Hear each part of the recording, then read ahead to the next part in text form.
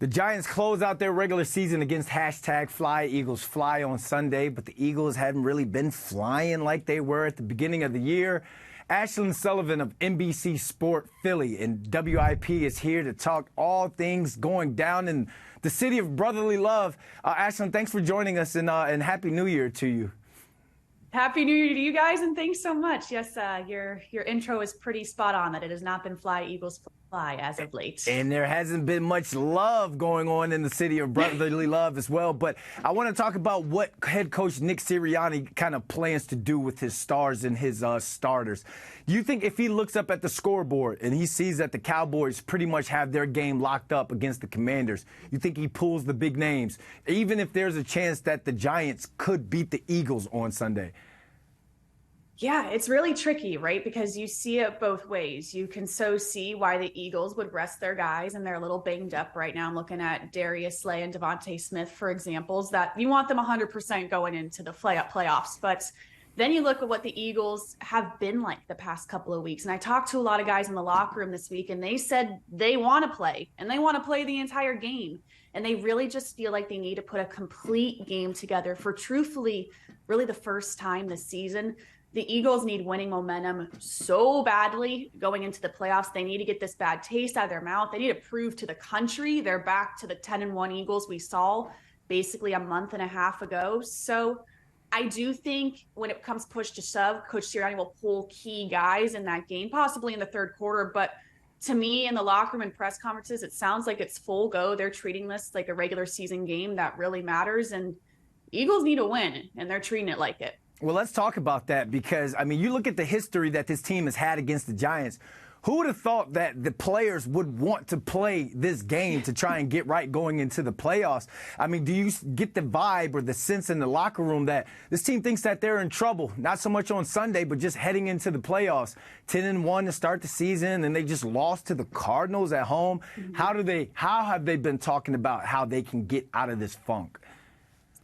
I do think they're in trouble, and I don't think they necessarily will say that, but there are major areas of concern where they're speaking truthfully about it. The biggest concern to me is the communication on defense. That's been a problem all season long. But really, I think being in this locker room all season and covering this team since the start of training camp, this really has been around the entire year. And even when the Eagles were 10-1 and they were flying and it was so fun, after every post game in the locker room, you would say, yeah, we won, but it was too close for comfort. They were making these mistakes really all year.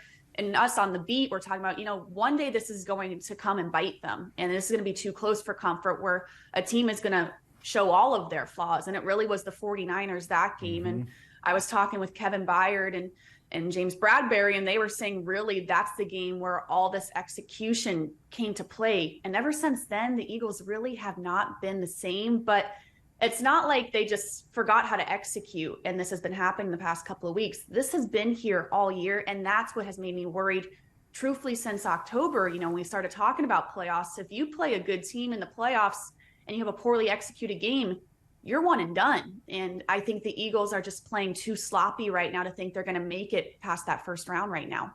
Isn't it crazy how winning masks everything? You guys are asking the questions like, hey, this could be a problem going forward. But to them, they could be like, oh, you guys are hating. Look, we won. Yeah. Don't worry about it. Why are you asking these type of questions? I mean, you talk about this defense. This defense has given up 25-plus points in 5 of the last 6 games. And that includes the Giants, whose offense struggles at times.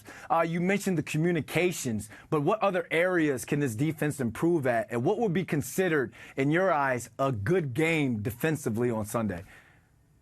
I think it would be great for the Eagles, especially on defense, if they just played clean football. I think anyone watching the Eagles right now will say they look a little confused out there. And Kevin Byard mentioned that as well, that the secondary is doing one thing where the interior defensive line is doing another thing. They're just not on the same page.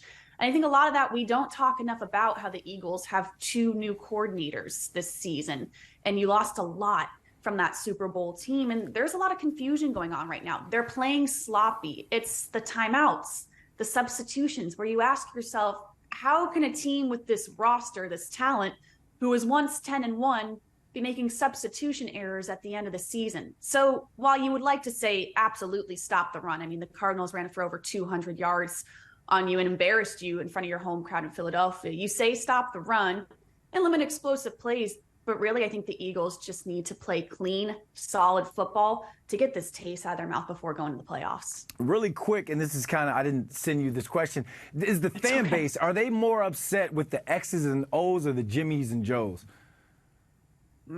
Good question. Truthfully, in the radio callers, everyone's upset about something different. A lot of people point to play calling. I won't lie to you. And I think that that's a little overblown because when you talk to the guys in the locker room, it's, A.J. Brown, I thought, said it best this week that, the coaches aren't lacing up their cleats. They're putting us in positions to win. A.J. Brown admitted there's a lot of freelancing going on with the offense, and not everyone, and this is so obvious, not everyone is on the same page. They haven't been on the same page all season long. It came to bite them. So everyone's a little upset about something different, but a lot of finger pointing at play calling right now where you talk to the guys in the locker room, it's like, no, we're just not doing our jobs to the best of our ability right now. Yeah, they're putting a new meaning into get right game against the Giants on Sunday. Usually get right game is to get your stats and get up out of there, but they need to get on the same page this game, especially heading into the playoffs. Ashlyn, thanks for hopping on with us. Really quick, tell the people they can find you. At Ashlyn R. Sullivan and NBC Sports Philadelphia and WIP, we're taking all the Philly calls, and it's been interesting, to say the least, this season. You think that's bad? Come on up to New York. I don't want to know what that's these like. Radio shows. Thanks for joining us. Happy New Year. Happy New Year. Thank you.